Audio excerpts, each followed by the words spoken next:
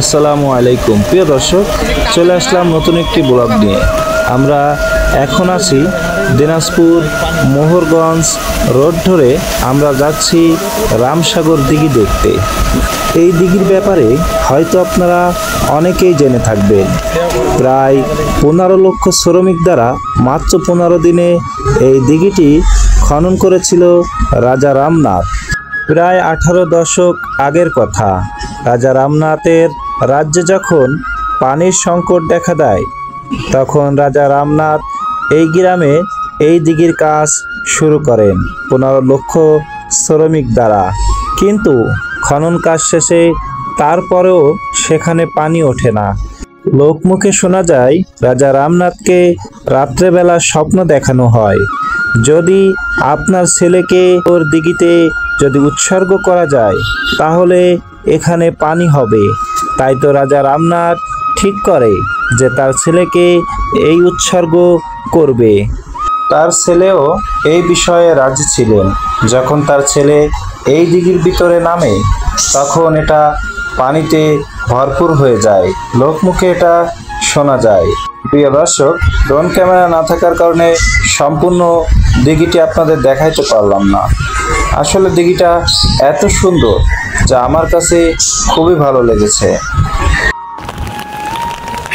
এই যে সামনের গ্রামটা, এইটা আমাদের গ্রাম। সামনে এটা আমাদের বাজার।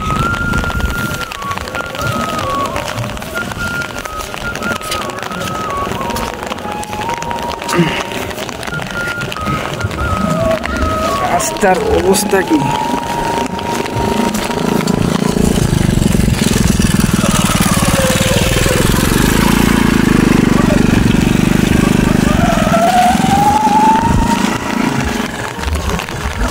এইরকম রাস্তায় কি মোটরসাইকেল চালানো যায় বলেন?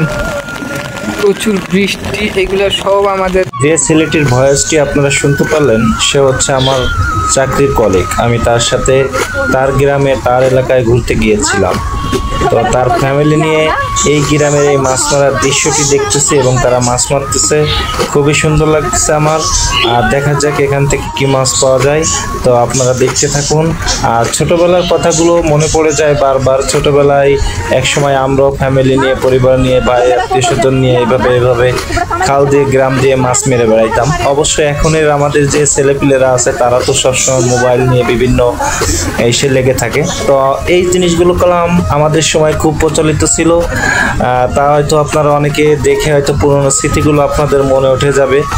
আর আসলে এই স্মৃতিগুলো মনে উঠলে নিজের কাছে ভালো লাগে না, মন চায় যে আবার সেই জগৎটায় ফিরে যাইতে পারতাম। আমার বাসা তো যশোর, খুলনা। তো ছোটবেলায় আমিও যখন এইভাবে মাছ মারতে যাইতাম, ছোটবেলায় এইভাবে মাছ মেরে মাছ নিয়ে আসতাম বাসায়। আমার আম্মু আমাকে বকাঝকা করতো, গোসল করাই দিত, আর রাগ করতো আর মারতো।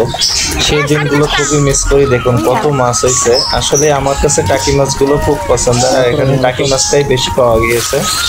তো টাকি মাছটা বিশেষ করে চচ্চড়ি করে আমি বেশি পছন্দ করি, জাল পেঁয়াজ দিয়ে, তেল দিয়ে। তো এই গ্রামটা আমার কাছে খুবই ভালো লাগলো এবং এই গ্রামে আরো অনেক জায়গা আছে, সুন্দর সুন্দর জায়গা। সেগুলো ভিডিও করে আপনাদেরকে আরো দেখানোর চেষ্টা করব। তো সবাই ভালো থাকবেন। সবাইকে আবারও আসসালামু আলাইকুম।